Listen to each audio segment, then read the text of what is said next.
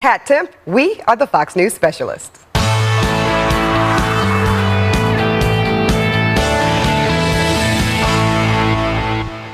President Trump pressing the reset button during his visit to the Middle East. His first foreign trip kicking off its second leg today in Israel after years of chaos in the region.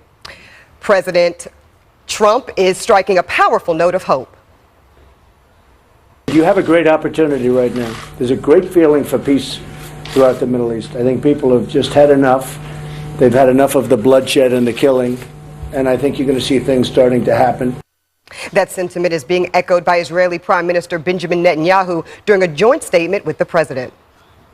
You have noted so succinctly that common dangers are turning former enemies into partners. And that's where we see something new and potentially something very promising. It won't be simple, but for the first time in many years, and Mr. President, for the first time in my lifetime, I see a real hope for change. Eric, very, very strong words from the Israeli president there. What makes this different from their perspective, do you think? Well, I think for the first time, well, number one, for the first time we have a president that's going to not only the three major religious centers in the world, he's going to hit all three of them, and also for the first time, a flight, any flight, flew from Riyadh, Saudi Arabia to Tel Aviv, and that is historic on its face. I love the idea that President Trump started in Saudi Arabia. He told the Arab world that, hey, we're going to go after terrorism. I'm going to talk a little bit about it in the next block. But this is important because our relationship with Israel is so important. It's one of our greatest allies, period. Also, our greatest allies in a very, very hotbed of activity in the Middle East. Very bad neighborhood. We need that relationship. I don't care what you say. I'll go back over the last 8 years. President Obama and Bibi Netanyahu never got along. They didn't like each other, and it was a strained relationship. That was absolutely true. Kat, how important is this from your vantage point? Well, of course it's important. Netanyahu, he just looked very happy to be next to President Trump. While Trump was talking, he had this little resting smile face that we haven't seen on him in a while. But yes, Trump has he said no reservations in saying how important the relationship is with Israel, hammering that down. And again, this has been in the news. And unlike the scandals of last week, they seem to have at least quieted for now. I don't know if reset is a little bit strong of a word because we have the Comey testifying next week and all that. But it's looking like a good day, at least for President Trump. A nice Monday to be Trump. Yeah, it struck me very quickly, Ebony, was that yesterday, over the weekend in Saudi Arabia, in Riyadh, Saudi Arabia is one of the most intolerant societies on the planet. Yet, they were looking to move forward with President Trump. I felt they were more open and willing to move forward, for the next phase of whatever this world is going to be about than our own Democrats right here at home. They're giving him a harder time pushing back, and rather than what even the Middle East and Saudi Arabia opens their arms to President Trump. I love that. That is an interesting take, Mr. Volek. I'm sure we'll hear more about it as we get into it. Yes, but first, we will meet today's specialist. He is the former co-host of Wall Street Week on the Fox Business Network, also the founder of the investment firm Skybridge Capital. He served on the executive committee for President Trump's transition team, and he specializes in all things money. I like the sound of that. Anthony Scaramucci is here. He is a political commentator and investigative journalist, a regular on Fox News Channel, and the host of his own show on the Blaze Radio Network, but he specializes in all things food. Lawrence Jones is here. Guys, two of my favorite things, food and money. I got you. All right, so Scaramucci, I'm going to start with you. Kat talked about it. We're using kind of the phrase reset. In your opinion, is a reset needed by the president? And if so, is this trip a first step? You're talking about an entire reset, domestic and foreign policy. Correct. Reset. I think that the president's doing great overseas. I think he comes back with a little bit of the buoyancy from that. If he can get tax reform done, and I'm pretty sure Eric would agree with me, maybe Lawrence as well.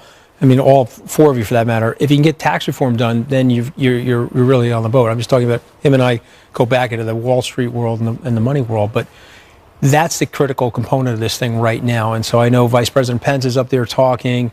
Both Steve Bannon and Reince Priebus are going to be leaving the trip early to execute that agenda. And so to me, I think that this is a great time for him to be away. I think it's very interesting that you go from a country that's got the paradox of oil, Eric being a former oil trader. What is the paradox of oil? They had so much oil, they didn't develop their technological or other aspects of their economy. You're flying to Tel Aviv, where it's an oasis of venture and biotechnology. This is a country that really didn't have oil for the first 60 years of its history, and so they used human capital more so than they did productive capital like oil. And you can see they have a much more vibrant, more diverse economy. So I think the president's on a real learning mission right now as well. I appreciate that. Lawrence, sticking to the win so far from this president's trip in Israel, making history by being the first sitting president to actually go visit the Western Wall, also known as the Wailing Wall. I think we have an image of that, of President Trump going there. I also had the privilege of visiting that wall. How important do you think those type of historical firsts, Eric talked about him being the first to go to all three religious meccas. Tell me your take on that importance, that significance. First of all, we have a president now that's taking his role back as being the commander-in-chief as well as the leader of the free world. We saw in the past administration a president that apologized essentially for America across the country, and I thought it was kind of embarrassing. Across the country? So I'm sorry, across the world. Okay. And so now we have President Trump telling the world we are going to take our place. And I think from a religious standpoint, it was never a partisan issue when it came to Israel.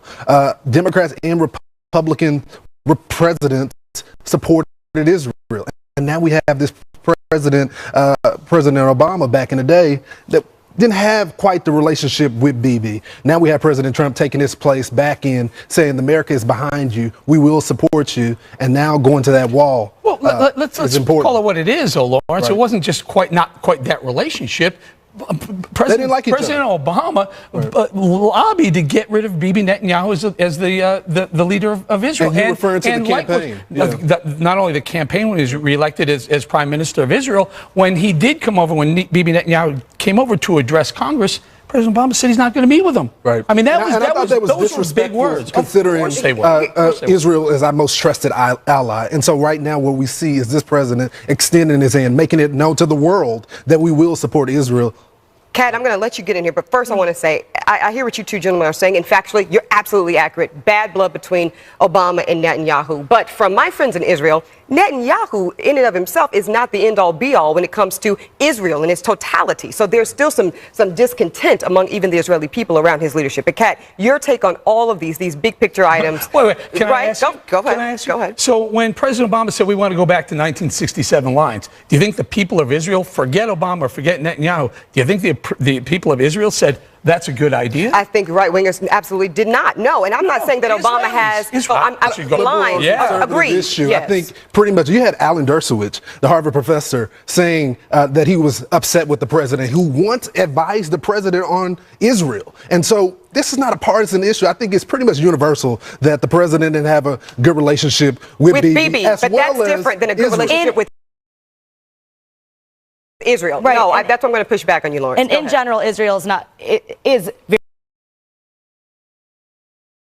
very much our ally, has been. It's not as much of a foreign policy challenge. Sure. In Saudi Arabia, I thought that the way that he was speaking about, not trying to force our way of life on other people, that's something that I really, really did like, because our attempts at nation building have just been a failed experiment, and not like the good kind, like when the professor accidentally created the Powerpuff Girls. I mean, just like a disaster, and we've been spending so much money on it. So I thought that it was a good thing to see. I certainly do. I like the way he talked, and we're going to get into his speech a little bit later. But again, this is going to need to be an ongoing thing. It's going to take more than one trip or two trips, a couple of good trips, a couple of good photo ops. But it's a good start. It's a good start. And known, like for instance, shaking the hand of his wife and daughter, that was a requirement. I think that's a big step. Absolutely. Making another country, we're not going to force our ways on you, but you will respect me and my family. First seated U.S. president to ever put his hand on that wall that you pointed out. Absolutely. First one ever. I mean, he is breaking new ground almost by the week on. How many times have we said this is the first time someone's done this? No doubt, Eric. That is very powerful, that image right there. I think we should point out just quickly that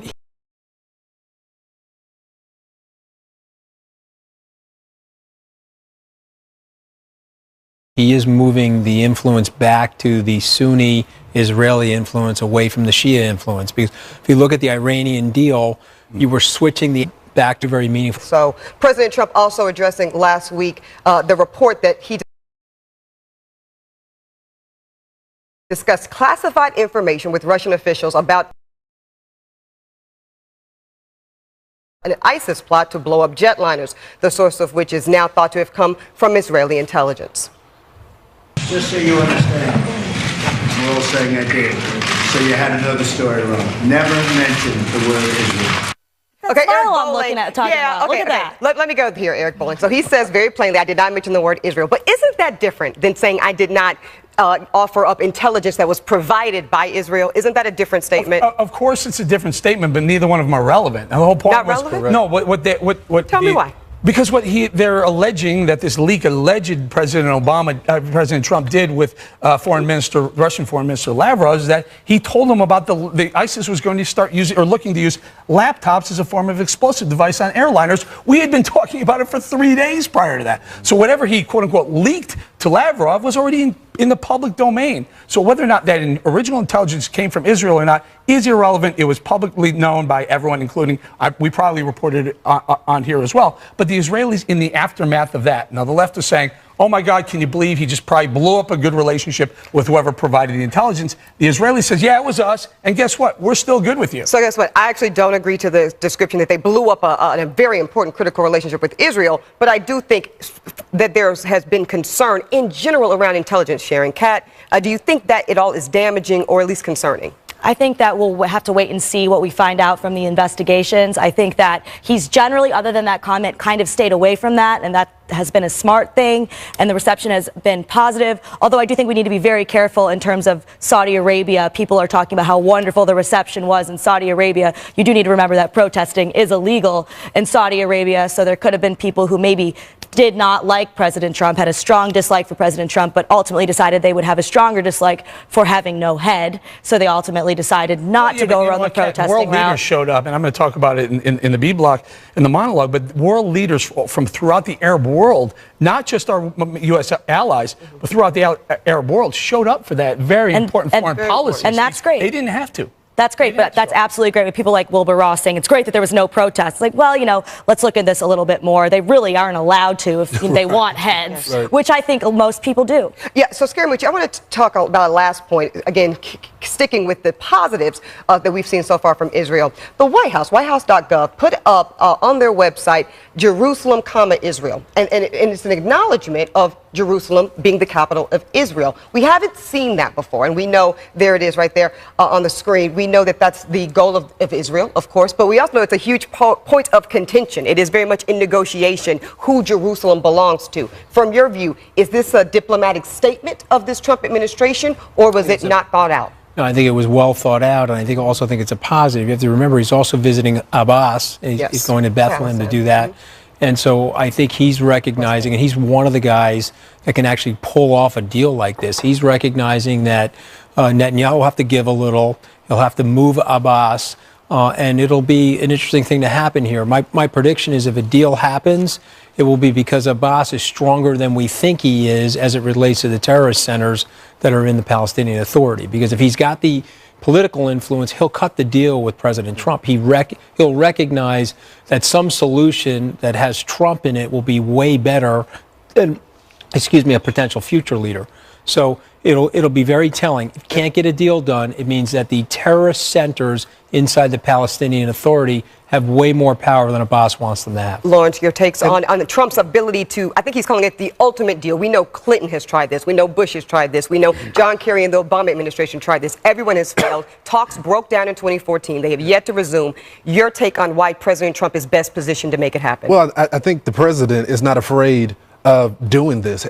He knows that there are going to be repercussions as well. And let's not forget that the president is not afraid of Bibi as well. They've disagreed on some things. I mean, when you saw him, exactly, the settlements, when he brought him back to the Rose Garden and they're talking, and he straight up called him out and said, you know what, we're going to have to give and take on this. So this notion that the president is somehow just going to let Bibi get his way, I think we have to be honest about that as well. Oh, I certainly have not thought that. But I do think the president is prepared to move on this. I would like to see the plan. And how? Exactly. What day? What does the ultimate deal look like? Right. They're both. Anthony's right. They're both going to have to give, and the president's going to have to be that deal maker, the negotiator that he's claimed to be and wants to be. But I will tell you, the reason why you haven't seen a president put his hand on the Wailing Wall or the Western Wall in past is because that's a symbol that if you're going to go meet with Abbas later on, that's a symbol that most presidents will be afraid to have in their a couple of days hindsight. 2 days ago you're meeting with Abbas, but 2 days ago you have your hand on the Wailing Wall. That didn't work in the past, but Trump shows he's a different kind of politician. Right. Different. Well, there's no he doubt is. about that. We agree with that. Exactly. Up next, Wake God Up for that. America. Eric Bolling is ready to sound off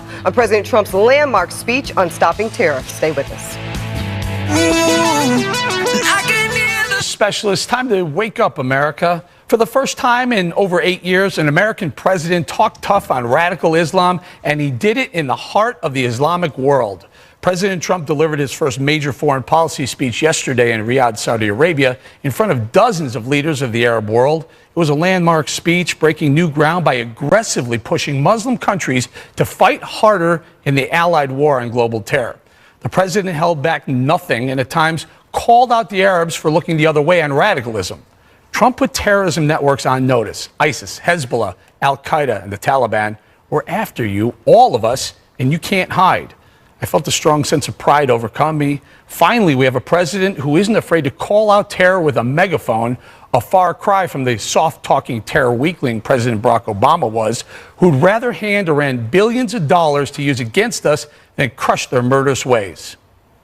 President Trump guaranteed America's commitment to the war on terror, but this president went further. He accurately noted that American military might can kill terrorists, but we need the Muslim world to join the fight by destroying the terrorist ideology at its core. And guess what happened?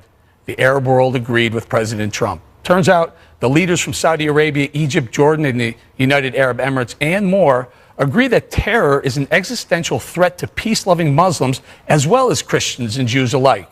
In the end, there was no bowing to Arab sheiks, as President Obama was in the habit of doing, but there was something else. There was mutual respect, and that is new. Terrorists, take note.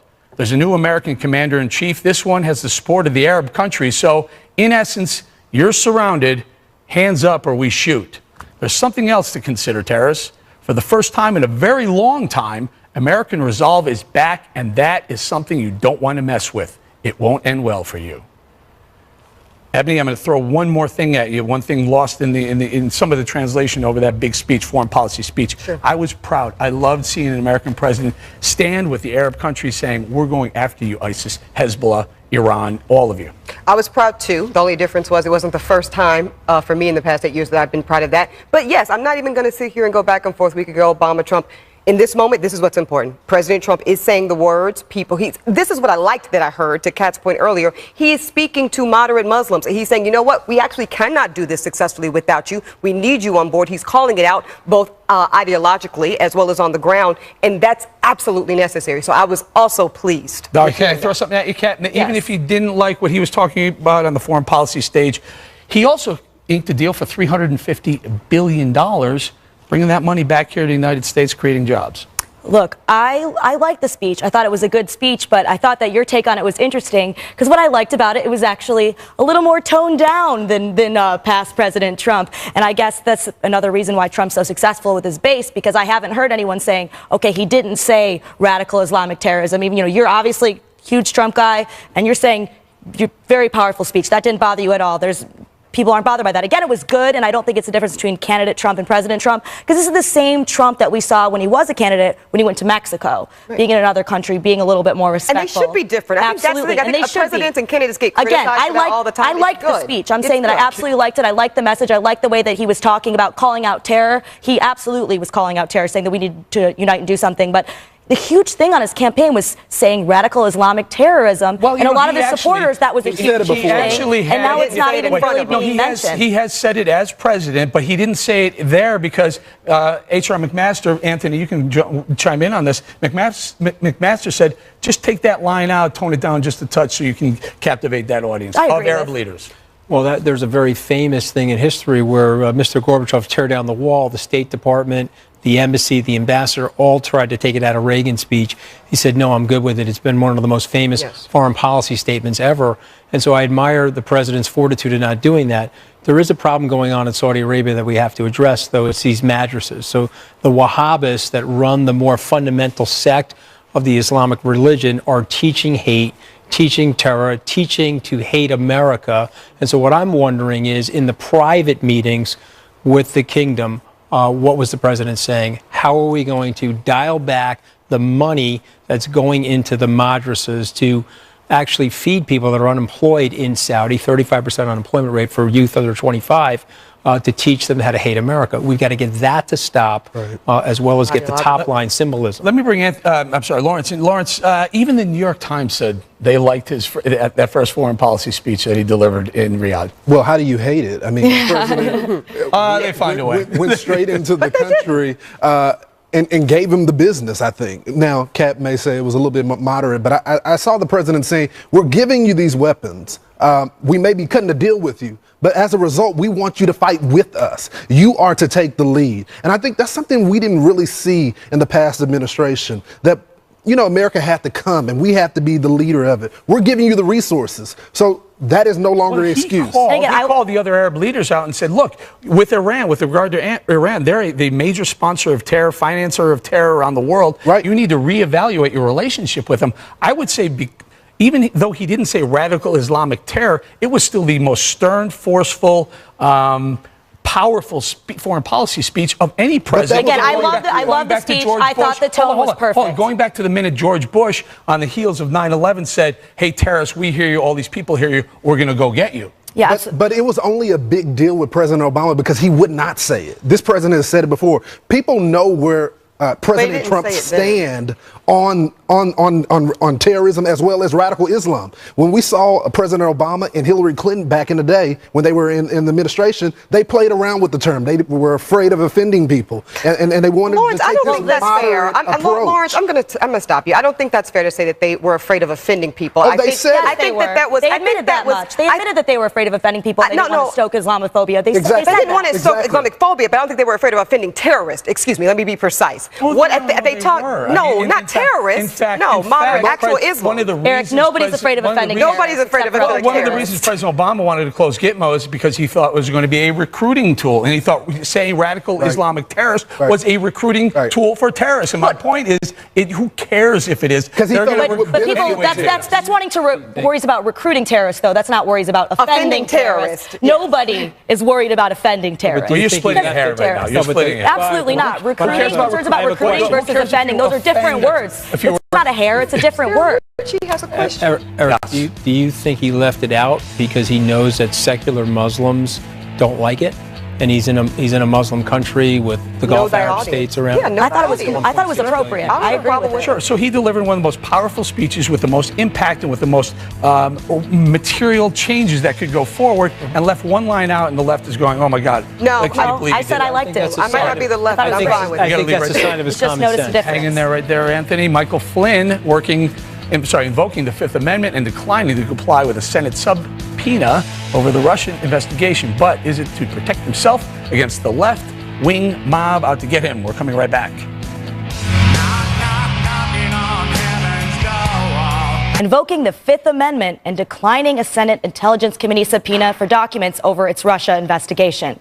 Many of Flynn's haters on the left and the mainstream media are claiming it's yet another bad sign for him, but it might not be as ominous as they claim. So that might be what his lawyer is looking for here, is to protect him from coming out and saying things that could later be used against him if he changes his story or it changes in some small way and so on. I think his lawyer is doing the smart thing for his client here.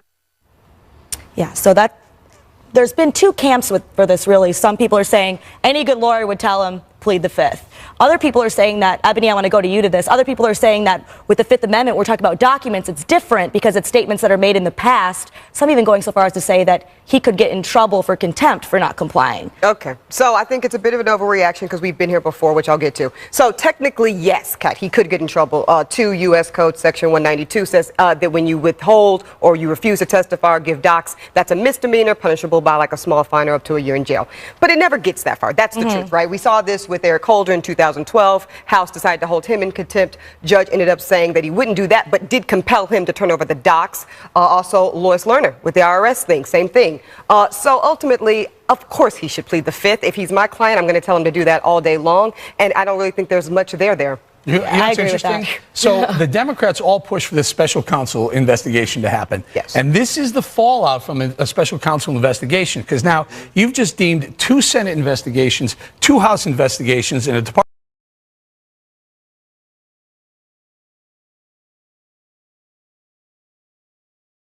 Department of Justice investigation toothless and useless, because any good lawyer will tell your client, don't go testify in front of one of those, because they could use it against you in the real one. Right. I want President Trump to let Flynn go because I think there may be potentially But it's not up. something What if there. it's not up to him? Look, I don't like the Russia stuff. I think the media is using this to try to destroy President Trump's agenda. But he needs to let Manafort go and Flynn go because I don't necessarily trust them. I'm just being honest. I do think the media is using this against Trump. Like I said, I know what they're doing. They're trying to suggest somehow he's a double agent of Russia, and all this stuff. He's somewhere with Putin. I don't agree with any of that. But I don't know about Flynn. I wouldn't be sitting next to Putin, which I saw in the photo. And I wouldn't be doing deals flying back and forth to Russia with Manafort as far as being a consultant and all that. So I think I need the president to let them go. Let them have their own lawyers figure this out, and he focus on the country. Can I take the other side of that?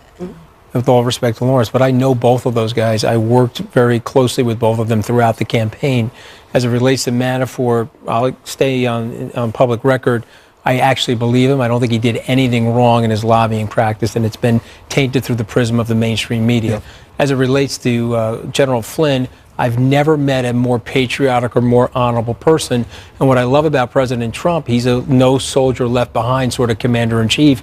He's not going to let him twist. Yeah, but it's distracting from the American agenda. Okay, so, and he needs to be our president and not worry about what's happening. What benefit does Trump have from not letting Flynn go? The real problem is the exposure of the investigation complex. It's sort of ridiculous. You talked about Lois Lerner and Eric Holder.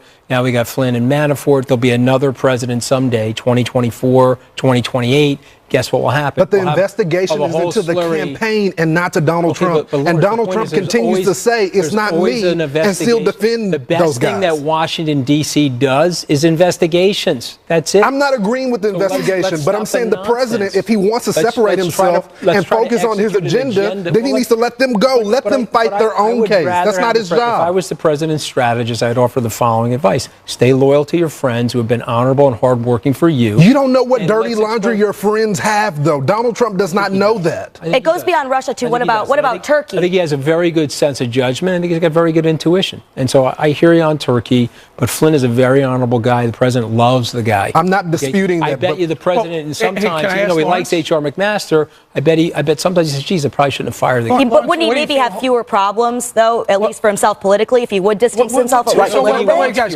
how do you want him to distance himself? What do you expect him to do? He's not standing up on behalf of General Flynn by any means. Well, when President Trump went on Twitter and said, hey, you should, get a deal, essentially, immunity deal, he should have stayed out of that.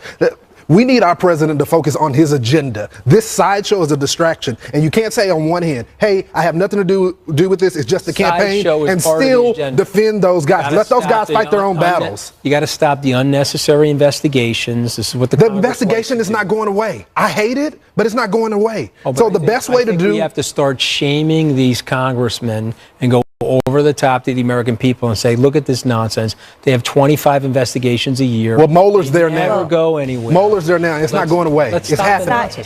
We're not getting anything done. Are we getting anything done? I totally agree with you. I don't know. It seems like we got a lot of Democrats here. I don't know. Are we getting anything done, fellow Democrats? I don't know. Just because I have questions about loyalty to Flynn does not make me a Democrat. I like the color of the dress, but I'm advising the president as somebody that supports him. Excuse me, is that a comment to me because I'm wearing a red dress? Republican. I'm actually independent. I look at things issue by issue. Okay, it's making a joke. It's a Republican. Well, I'm trying to be in the best interest of the president right now and tell him the focus, which is all his advisors should be advising him the same thing. Focus on your agenda, not these side guys.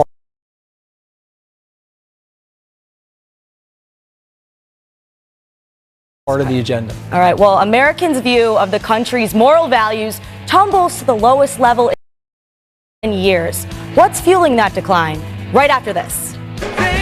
I think it really bodes well for us as a country. And so while I'm sad, I agree with Kat 100%. You look at Instagram, you look at Twitter, and those are fun and great social media outlets for one purpose. But ultimately, and I'll go on record to say this, I think it's cost us more harm than good as a society and as a fabric. I really do. I think people become something else when they're anonymous. It brings out the very worst in them.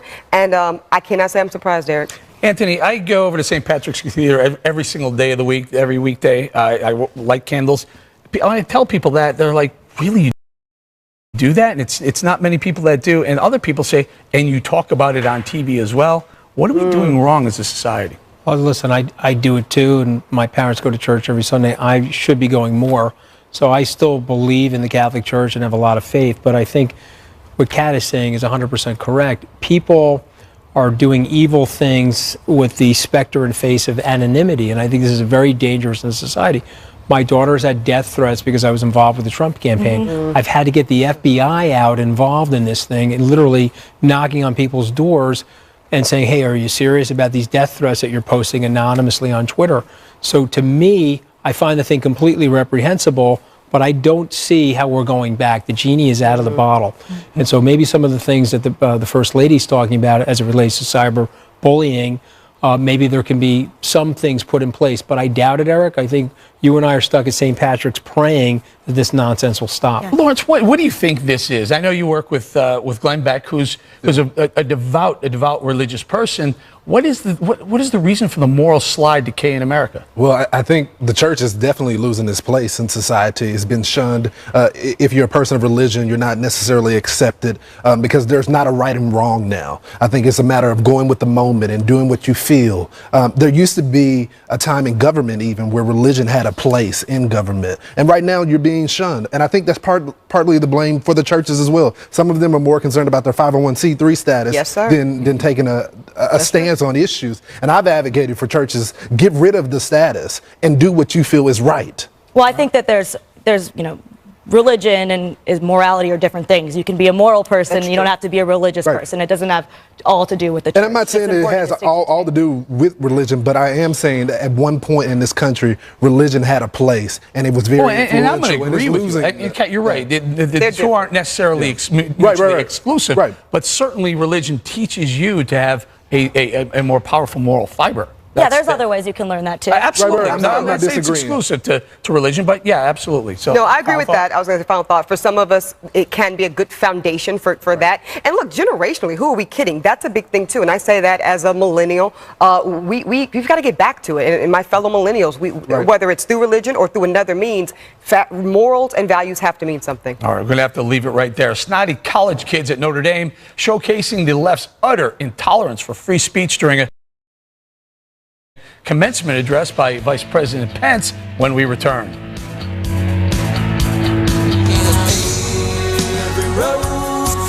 At yesterday's commencement address by Vice President Pence at Notre Dame, about 150 people walked out at the start of his speech in protest. The vice president following up on the walkout by taking aim at PC culture on college campuses in his speech. Now, I thought this was interesting. This institution has maintained an atmosphere of civility and open debate. Far too many campuses across America have become characterized by speech codes, safe zones, tone policing, administration-sanctioned political correctness, all of which amounts to nothing less than suppression of the freedom of speech. This should not and must not be met with silence. Yeah, this was interesting because he was talking about having the freedom to express your opinion. And isn't that kind of what these students were doing by walking out? That's exactly what they were doing. And I would expect, look, I'm very glad that the vice president was able to go to Notre Dame and give those important words. And I'm also very glad that those students that felt some kind of way about him were respectful and peacefully exercised their First Amendment right. Walking out, no problem.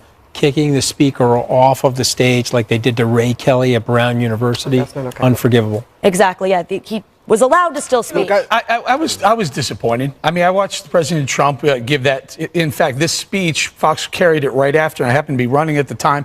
I was listening on my Go app, and Trump had this really pro-American, patriotic, we're going to go get him speech.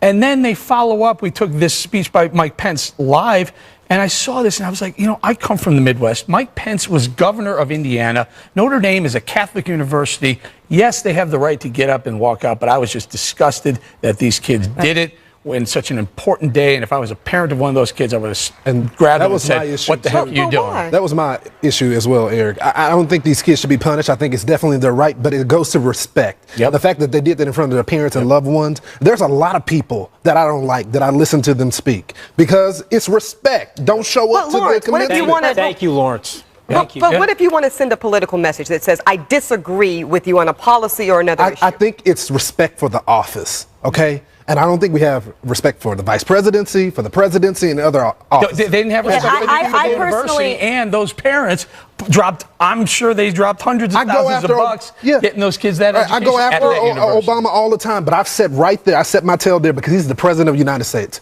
And I take it, and you know what? Afterwards, then I speak on TV about it. Well, But look, but Lawrence, Mike Pence wasn't offended by it. He wasn't upset. He just gave his speech and he said, "Hey, great, thanks for having me." He didn't seem upset. Right. He didn't want these kids Right, to be I'm not saying grounded I'm or whatever. furious You don't think, or you don't that think they he need was, to be he was taken. offended by 150 I'm sure he would Notre prefer Dame that they did students not in the home walk state out. of Indiana get up and walk out in the middle of a speech. That'd be like I- if we all just got up and walked out when someone I'm was sure talking. that they, It's so but there's a difference disrespectful. between he didn't come out publicly and he said he obviously respected their right to do so. I disagree with Mike Pence on a lot of the same things that they did. I would have stayed. But you know I what? would have But- sat but- there. but I you wouldn't know have what? walked out You know what's personally. great? But- Aren't we missing that that's so American? That we get Oh, to I disagree agree. with the highest office in our land, unlike some people around this world that will be stoned. You're right? right. They have the right to do it, but it didn't make it any less disgusting. They could have written. Disgusting? Isn't yeah, that strong, Yeah, I did. No, Eric? I think it was disrespectful, as Lawrence To the pointed office. out, and it's And I'm a fellow disgusting to see. millennial. And as a parent with a college kid in college, if he does that on his commencement speech address, no matter if it's a wildly What if it's liberal Obama? person, fine. What sit if it's there. Obama, I hope Eric? it is. I hope it is. But you better sit your ass in the seat, Eric. That's right. All right. All right, everybody, don't go away.